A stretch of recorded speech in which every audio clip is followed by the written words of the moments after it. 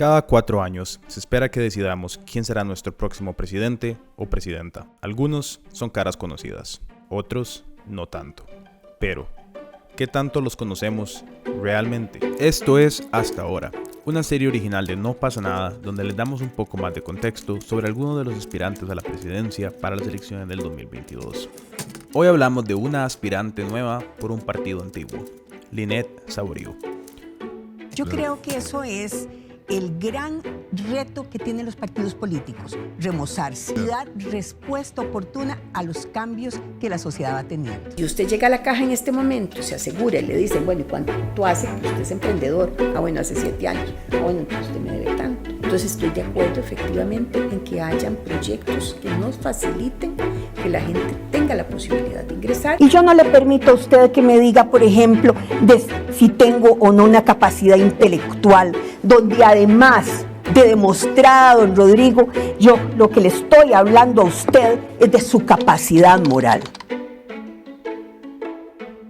María Lynette de la Trinidad Saborío Chaverri nació en Sarchí el 4 de noviembre de 1960. Es hija del difunto Germán Saborío y de Heidi Chaverri. Cursó sus estudios primarios y secundarios en una escuela pública en Sarchí y, tal vez seguir su título, se inscribió en la carrera de Derecho en la Universidad de Costa Rica. Es egresada de la maestría de Psicología Jurídica Penal de la Universidad de Barcelona y de la maestría en Criminología con énfasis en Seguridad Humana de la Universidad de Cooperación Internacional. Inició su vida laboral como asistente a la Oficina de Asuntos Internos del Organismo de Investigación Judicial. Ahí ascendió a la escalera corporativa hasta alcanzar la jefatura en Dirección General en 1997. Se mantuvo en ese puesto hasta el 2001, cuando el expresidente de la República, Abel Pacheco, la designó como vicepresidenta para su campaña. Las elecciones del 3 de febrero del 2002 marcaron un hecho histórico en la trayectoria del país tras la fundación de la Segunda República en 1949. Por un lado, estas elecciones fueron la primera vez en que se tuvo que recurrir a una segunda vuelta electoral, en la que Abel Pacheco obtuvo un 31.5% de los votos, convirtiéndose en el 44º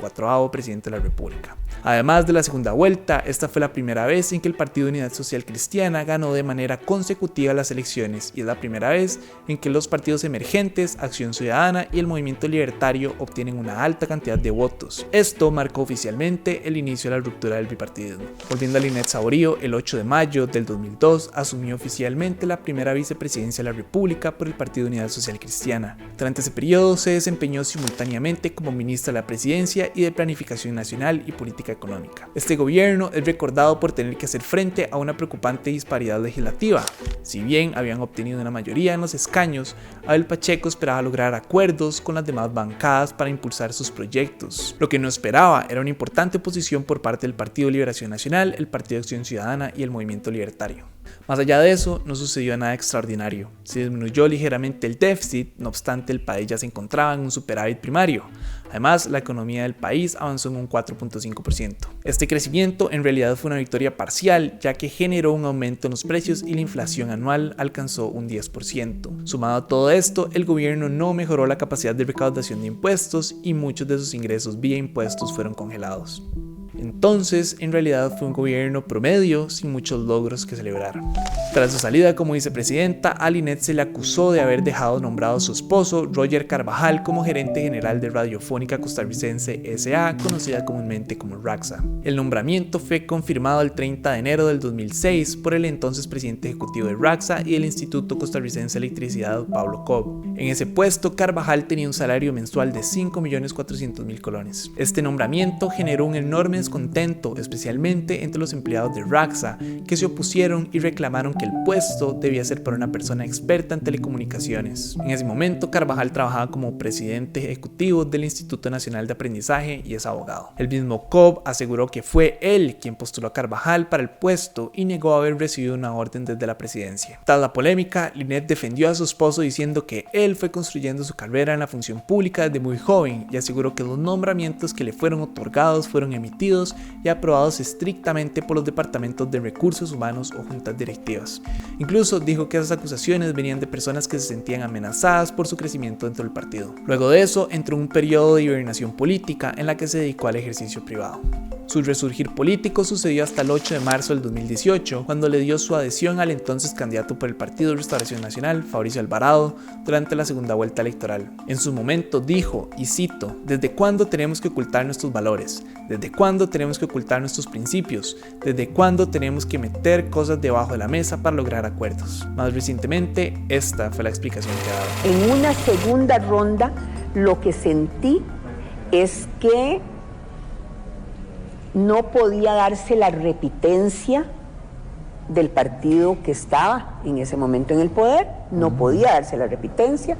Me pareció también que el manejo de las finanzas públicas no era el adecuado y efectivamente apoyé la opción que en ese momento tenía el Partido de Restauración Nacional. Pero volviendo al 2018, tras dar su adhesión a Fabricio Alvarado, anunció que se desempeñaría como asesora legislativa de la bancada del PUSC entre el 2018 y el 2021. Tras los 4 años en el puesto, el 17 de marzo del 2021, la diputada social cristiana Shirley Díaz comunicó el cese de Linet como asesora legislativa y jefa de despacho. Este cese se dio tras la revelación de que estaba analizando la posibilidad de ser candidata presidencial, y oficialmente el 4 de abril del 2021 anunció su precandidatura presidencial en un video publicado en sus redes sociales. Este anuncio marcó otro hecho histórico, ya que es la primera vez en que una mujer presenta la precandidatura presidencial desde la fundación del partido en 1983. Durante las elecciones internas se enfrentó al diputado y expresidente del partido, Pedro Muñoz, al diputado Rubén Macís y al abogado Roberto Suñol. A lo largo de su precampaña criticó la inseguridad, la falta de oportunidades laborales y el crecimiento de las brechas sociales. Además, propuso hacer frente a la pandemia mejorando los términos y condiciones del suministro de las vacunas,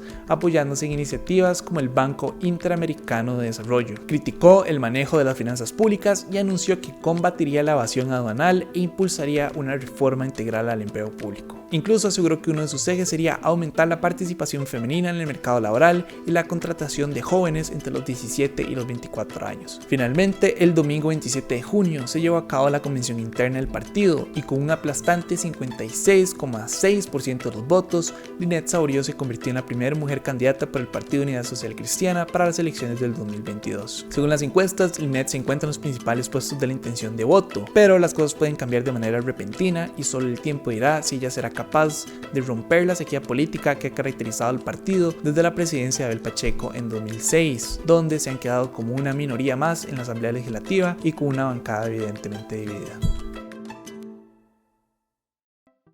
Gracias por haber visto Hasta Ahora, un programa original de No Pasa Nada, donde revisamos el perfil histórico de los candidatos a la presidencia. Muy pronto vendrán otros perfiles con los candidatos que ya entrevistamos. La lista la pueden encontrar en la descripción o con estas fotos. Recuerden que No Pasa Nada es un medio 100% independiente y es solamente gracias a su apoyo que podemos hacer lo que hacemos. Por eso visiten patreon.com/nopasanadaoficial para poder apoyarnos. Si quieren tener más información sobre los candidatos o ver las entrevistas, pueden visitar www.apolitico.cr o ir a nuestra página de YouTube. Muchas gracias y esperen más contenido pronto.